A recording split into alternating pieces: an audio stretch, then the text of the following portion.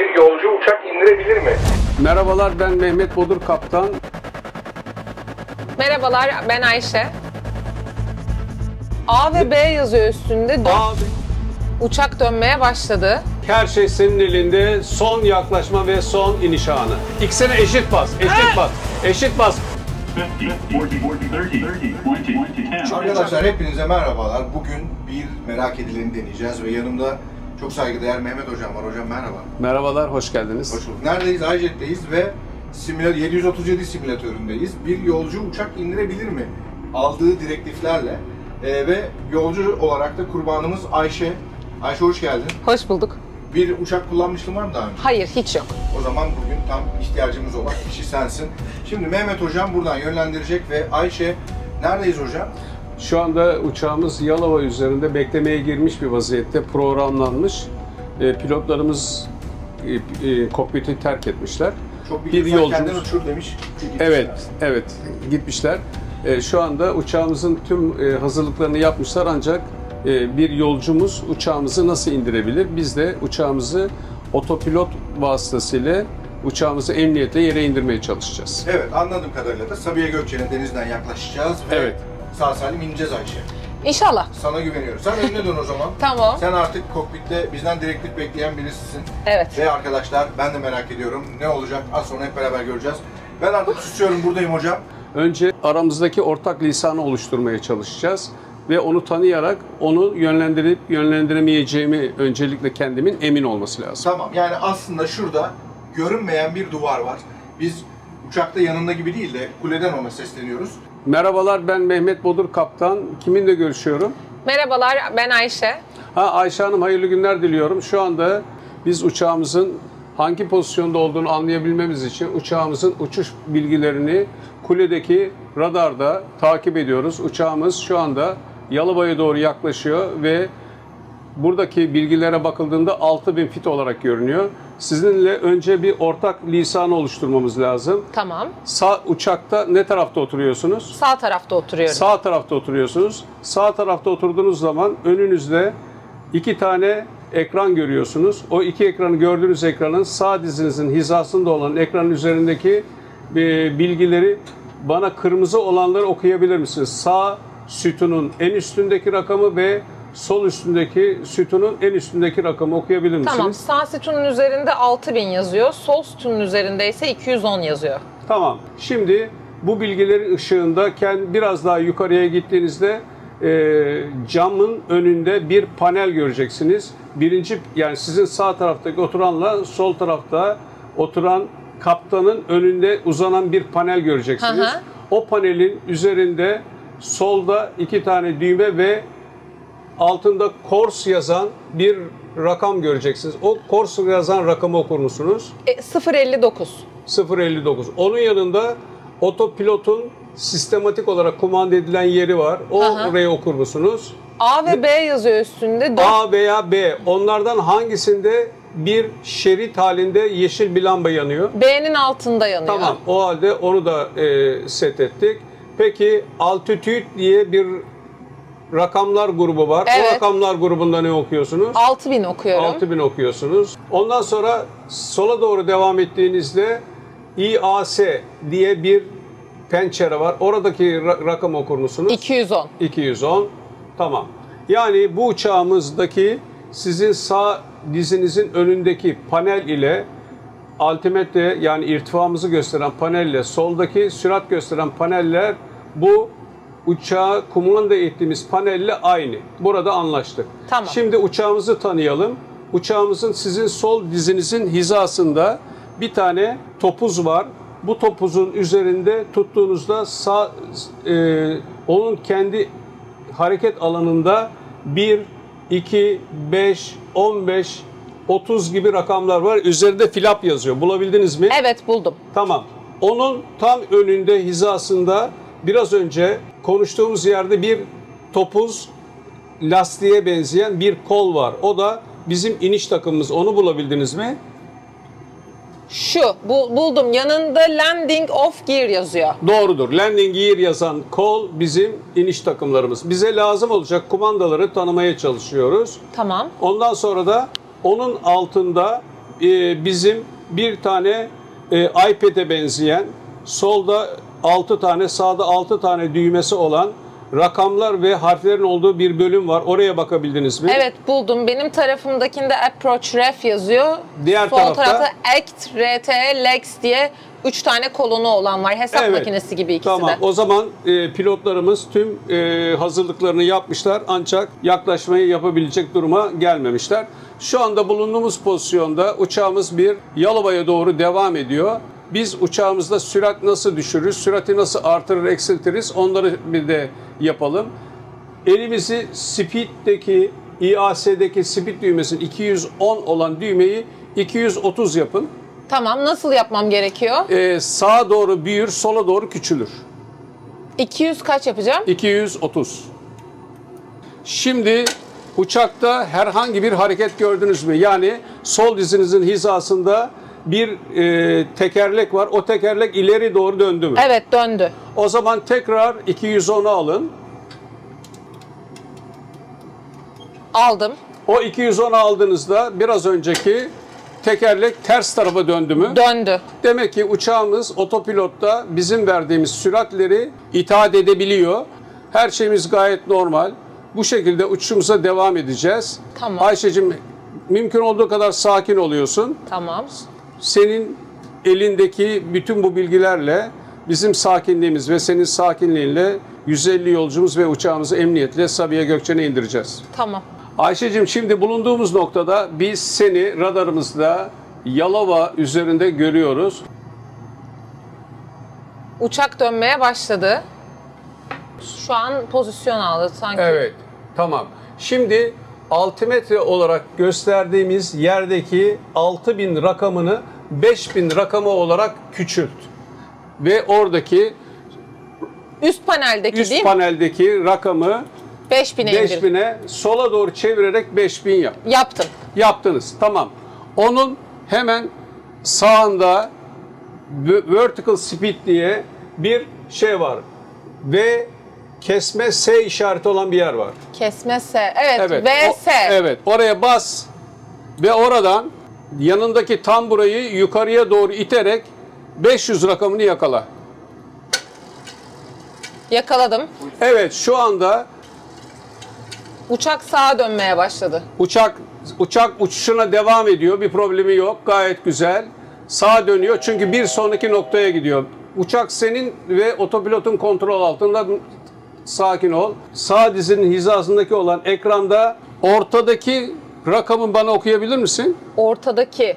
Yani biraz önce 6000 yazan yerdeki rakam vardı. Onun altında Ha, devamlı 5600 değişen bir evet, rakam var. 5660, 5600. 5640. Gayet güzel. Yani uçağımız şu anda emniyetle irtifa kaybetmeye ve bizim kontrolümüzde alçalmaya başladı. Tamam. Biz bu şekilde devam ederek uçağımızı emniyetle indirebileceğiz. Şimdi o altitude rakamındaki 5000 yazdığın yeri 4000 olarak değiştir. Tamam. Tamam, gayet güzel. Şimdi 4000. burada evet, senden başka bir şey daha yapmanı isteyeceğiz. Biraz önce flap kolunun yanında bir tane gaz kolu var. İki tane 1 ve 2 yazıyor. 1 ve 2 yazıyor. Tamam. Onlar bizim gaz kollarımız. Onlarla alakalı senin yapman gereken bir şey yok. Ancak onun solunda speed brake diye olan bir kol var. Gördüm. Onu yapman gereken bir hareket var. Onu kaldırıp yukarıya doğru hafif geri çekeceksin. Şimdi. Evet, şimdi kaldırıp çekebilirsin. Tamam. Gitgide uçağımızı inişe hazırlıyor duruma geliyoruz. Tamam mı? Tamamdır. Tamam, teşekkür ediyorum. Sağ sol yapıyor sanki. Uçağımız tamam. Uçak son yaklaşmaya doğru alacağız. Hiç meraklanma. Ve uçağımızı 4000 fite doğru alçalmaya devam ediyoruz. Hocam korkuyor olabilir. Sağ sol yapıyor. Ha. Ben hareket... Ayşe bu sağa dönüyor, sola dönüyorlarda herhangi bir korku hissediyor musun? Sadece hareketini söylemek istedim Evet, ama... hareketini söylüyorsan problem yok. Tamam. Şimdi senin elin flap kolu dediğimiz bir kol vardı hatırlarsan. Evet, buldum. Onu yukarı doğru kaldırarak birinci aşamaya getir. Bırak. Tamam. Teşekkür ediyoruz. Şimdi o sürat skalasını 210 olan skalayı onu 190'a doğru getir. İAS, MAÇ olan İAS üst paneldeki. olanın evet soldaki skalayı 190 olarak getir. 190. Evet. Aslında biz çok erken bir şekilde uçağımızı inişe hazırlıyoruz. Bunun da sebebi senin herhangi bir anormal bir durum meydana getirmeden uçağımızı emniyetle belirli irtifaya ve alçalmada kullanabilecek olan uçuş iniş konfigürasyonunu getirmeye çalışıyoruz. Tamam mı? Tamam. Şimdi buradaki bütün yapılacak şeylerden bir tanesi bizim approach'taki kullanacağımız süratin uçak üzerinde set edilip edilmemiş olması. Yani biz senin sol dizinde iPad dediğimiz bilgisayarın üzerindeki sağdan ikinci bir düğmesi vardır onun. Sağdan, Sağ 2. Sağ üstten ikinci. Sağ üstten ikinciyi 2 kere bas. Bastım. Evet, orada flap speed diye bir şey göreceksin. O flap speed'deki sürati bana okur musun? 30/147. Çok güzel. Demek ki uçağımızı biz iniş takımlarımız aşağıda 30 flapla ve 147 knotla indireceğiz. Bu emniyetli bir iniş ve emniyetli bir yaklaşma olacak. Şimdi başka bir yeri tarif etmek istiyorum. Çünkü ileride zamanımız olmayacak. Bizim otopilotumuzun B ile uçuyordun. Sonra diyeceğim ki otopilot A'yı da devreye koy. Tamam. Bu ikisi tamam. Ondan sonra IAS dediğim yani heading select olarak gördüğümüz bir yer var. Altitude ile sürat saatinin arasındaki diğer pençere. Aha. O pençereyi de 0.59 olarak set eder misin? Ediyorum. Hocam yolcu bayağı yardımcı oluyor. Evet yani söylediklerimizin hepsini tam yapabiliyor. Demek değil ki mi? havacılıkla ilgisi olup olmadığını bilmiyoruz ama kendisinin hiç olmadığını söyledi. Valla aradık en olmayanını bulmaya çalıştım hocam. Evet, çok iyi. 059. Tamam. Şimdi o 059 yazının yanında bir tane L, Elne, bir tane VOR, log diye bir de onun altında APP. Gördüm. APP olan Üç bir tane. rakam var. O APP rakamı bizim için şu anda hayati öneme haiz bir düğme. Tamam. Sana müsait olduğunda ve imkan olduğunda diyeceğiz ki bu düğmeye bas. Tamam. Sonra uçağımızda bizim şu anda set edilmiş olan VOR ve ILS frekanslarımız var. Senin sol dizinin arkasında bir rakamlar grubu göreceksin. Gördüm evet. Evet, o rakamlar grubunu okur musun bana? Üstteki VOR 108.80, ILS 109.90. Evet, demek ki uçağımızın VOR ve ILS frekansları şu anda Sabiha Gökçen'e ayarlanmış durumda. Senden bunların değiştirilmesini istediğimiz zaman bu rakamların solunda 2 tane düğme var. O 2 tane düğmeden üstteki aktif olan düğmeye bastığında uçağımız VOR'dan ILS frekansları ile devam edecek. Tamam. Şu anda emniyetle Marmara Denizi üzerinde uçuyorsun. Bu durumda emniyetle devam ediyoruz. Ayşe Hanım şimdi biraz daha zaman kazanabilme açısından o flap yazan koldaki rakamı 5'e getirir misiniz? Tabii. Getirdim. Evet. Şimdi Her hareket ettiğinde çok geriyor beni. evet, sürat skalasındaki rakamı da 180 yapın. Tamam. Sürati 180 yapalım. Şimdi uçağımızdaki o heading olan yerdekinin hemen sağındaki approach'u gene unutmuyoruz değil mi? Evet evet. Tamam, Hatırlıyorum unutmadık. onun yerini. İniş takımının yerini İniş takımları da landing gear. Sol taraf radar gibi görünen yay olan ekranın yanında tamam, duruyor. onu da gördünüz. Ondan sonra ILS ve VOR diye rakamlarımızı tekrar gördünüz. Gördüm. Şimdi o zaman biz aktiflerine basarak alttaki rakamların üst tarafa gelmesini sağlayın. Tamam. Evet. Evet bastım değişti. Tamam. Şimdi soldakinin de aynısını yapın. Tamam. Şimdi approach'a basın. Bastım. Altimetreyi gene 3000 yapalım. Altimetreyi gene 3000 yapalım. Altimetre evet yani bizim altitude'ü 3000 yapalım. Tamam. Vertical speed dediğimiz VS'yi gene 1000 yapın. Altitude'ün hemen sağında, altitude'ün sağında VS tamam, yazıyordu. VS'ye bastım. Evet hemen onu tam burayla ileri doğru iterek 1000 yapın, bırakın. Gayet güzel. Approach olarak uçağımız emniyetle uçuşuna devam edecek. Şimdi iniş takımını koyalım. Açayım mı? Aç iniş takımını aşağı. Nasıl açacağım? Aşağı. Evet lütfen. Çekip geriye devam et. Tamam. Evet. Şimdi uçağımızın sürati gitgide düşüyor. 2500. Evet. Şimdi uçağımızdaki o flap kolunu 30 olanın hizasına getir. Tamam. Evet. Süratimizi de 152 olarak set et. Tamam. 152'yi görebildin mi? Gördün. Gördüm. İniş takımımız aşağıda. Aşağıda. Flaplarımız 30. Soldaki speed brake'imiz en solda bir tane yeşil bir speed brake olması lazım. Soldaki pilotun Evet. önünde diz hizasında. Evet, gördüm. Tamam, o da tamam. Her şeyimiz hazır. Hazır. İnişe hazırız. Şimdi ikinci otopilotu devreye ver. İkinci. Sol yani A olan otopilotun üzerine bas. Bastım. Evet. İki otopilotta da yeşil ışıkları gördün mü? Gördüm. Tamam, iki otopilot ışıkları gördüysen bu uçağımız emniyetle senin yönlendirmen olmaksızın ama senin kontrolünde emniyetle inecek. Ayşe şimdi tam önünde pisti görebiliyor musun? Evet, görüyorum. Tamam, şimdi indikten sonra ayaklarının önünde 2 tane pedal var. Evet. Onun biz sana söylediğimizde tamamen üstüne basaraktan uçağımızı durdurmaya yardımcı olacaksın. Evet, bir elin şimdi gidon gibi olan kumandada bir tanesi de gaz kollarının üzerinde Tamam. olsun. Elin soldaki 2 tane kumanda olan gaz kollarının üzerinde olsun. Tamam. Tamam. Yaklaşmaya devam ediyoruz. Artık her şey senin elinde. Son yaklaşma ve son iniş anı. Tamam. Biz seni kuleden emniyetle takip ediyoruz. Her şey çok güzel. İniş hazırlıklarımız, her şey yapılmış durumda. Reverse açacak mı? Hayır, reverse'le uğraşmayacak çünkü reverse'ün anlatılması yapılmadı. Bu uçak emniyetle durur. Hiç problem yok. Minimums. Yere değdiği anda basıyorum değil mi? Hayır, biz sana basmanı söyleyeceğiz. Tamam, peki. 200. İyi inişler olsun. Evet, gayet güzel.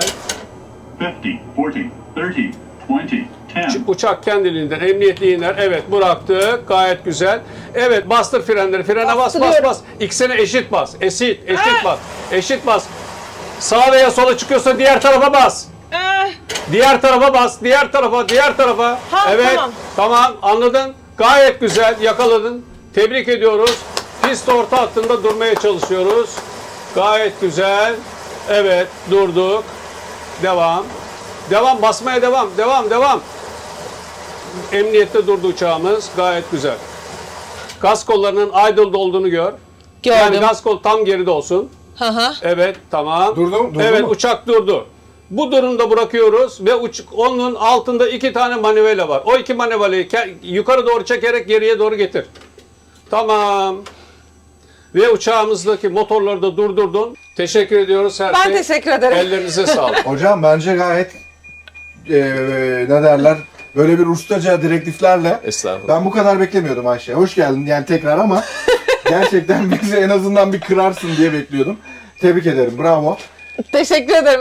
Benim için de harika bir deneyim oldu. Şimdi arkadaşlar görmüş olduğunuz gibi tabii ki birçok şey hazırdı. Ama herhalde direktiflerle yine verilebilir. Tabii yani Orada bu beklerken. zamanı iyi değerlendirmek lazım. Özellikle uçağınız yakıtı müsaitse bunu defalarca tekrar ederek iniş takımını koymayı, ondan sonra gaz koluyla sürati ve ayarlamaları, ondan sonra ILS'teki frekans ayarlamalarını mutlaka yapmak lazım. Tabii ki bu bir şovdu, bunu kabul ediyoruz. Ama bu uçaklar o kadar gelişti ki biliyorsunuz dünyada 3 tane meslek var. Bu mesleklerden bir tanesi tıp, bir tanesi havacılık. Bunlar teknolojiyle gelişen sistemler. O yüzden emniyetle artık uçaklar uçabiliyor.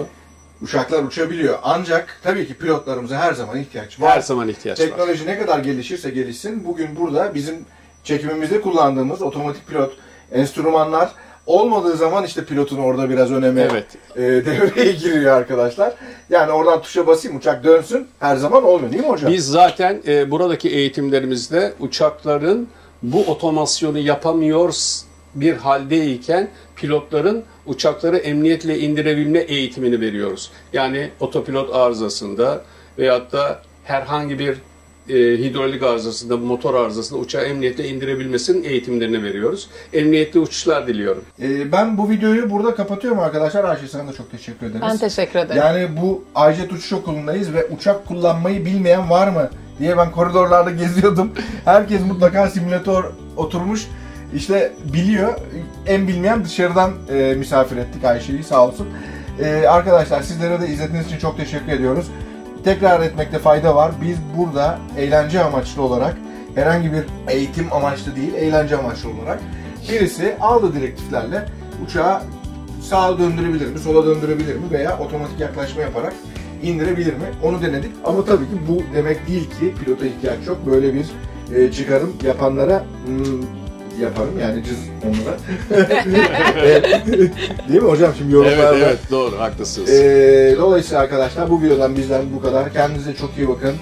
Yeni videolarda görüşmek dileğiyle. Ayjet Uçuş Okulu'na da sonsuz teşekkürlerimizle havacılıkta kalın. Görüşmek üzere. Hocam bay bay. İyi günler olsun. İyi Bay bay. günler. Bay bay.